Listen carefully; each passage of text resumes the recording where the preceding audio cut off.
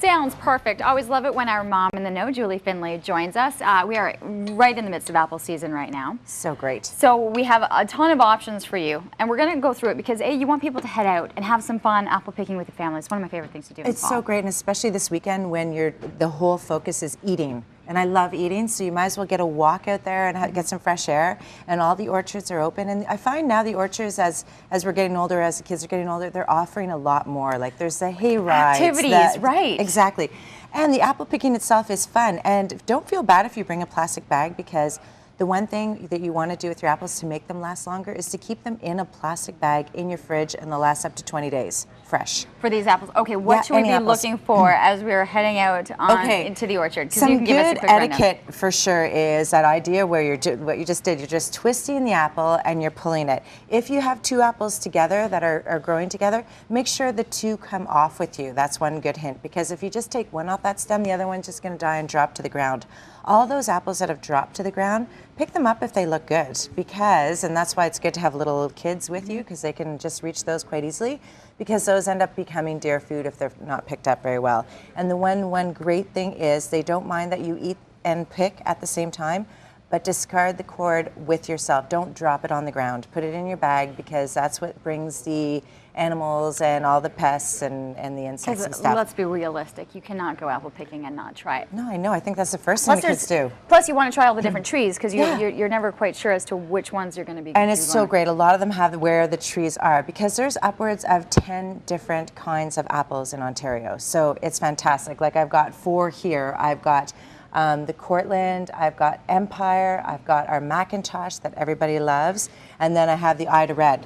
So I've taken, I find that the Spy is the best for baking, but right now for cooking, I use the Macintosh, because I'm making a nice cheddar apple soup is what we're making. So what I've done is I've sauteed some ginger, some Ontario garlic, 2 carrots, and 4 cups of apple, and I'm just sauteing it, and what's going to give a lovely taste to it is a teaspoon of dry mustard and a teaspoon of curry. So it kind of gives that warm, earthy taste. Where you come up with these combinations, I have no idea. Oh my gosh, this is Foodland Ontario. I could not come up with this on my own, but you should go there.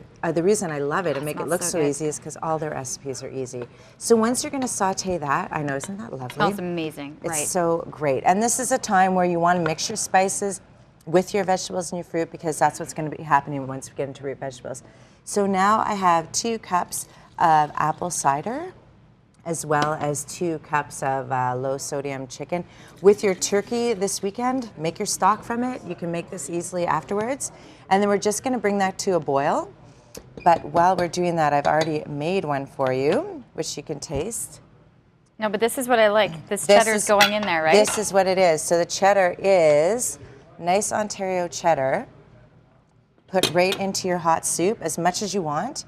Even call for a 1/4 cup, so add more if you want. Yeah, that's good.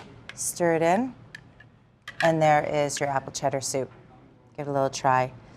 Another thing that I've done with the kids, is that delicious? That is unbelievable. It's such a great combination, Foodland isn't it? Ontario, you can find this recipe. Yes, Foodland Ontario. Fantastic. Something to do. Also, because you have fun, the kids want to grab a lot, and then you realize you're leaving there usually with more apples than you know what to do with. Exactly. You really are. You know, there's just so many times that you can put it in their lunch, right? So, you know, be able to find different ways to be able to cook with them and to make, you know. This is a super easy one, too. This is an bite-sized apple cinnamon muffins. They're fantastic. So you put that, throw that in the lunch with a stick of cheddar cheese or a couple cubes and some milk. That could be an after-school snack. And these freeze, obviously, so easily and so easy to make.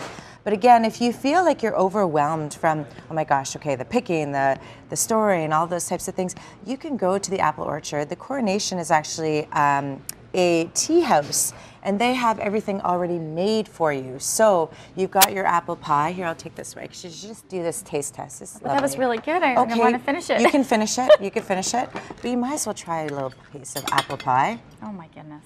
And then these are already done. They're already done. So that's pros. Exactly. And then you can add some apple butter to that if you like. There you go. What are we going to do in the second segment? Oh, I'm making a cranberry apple bread pudding.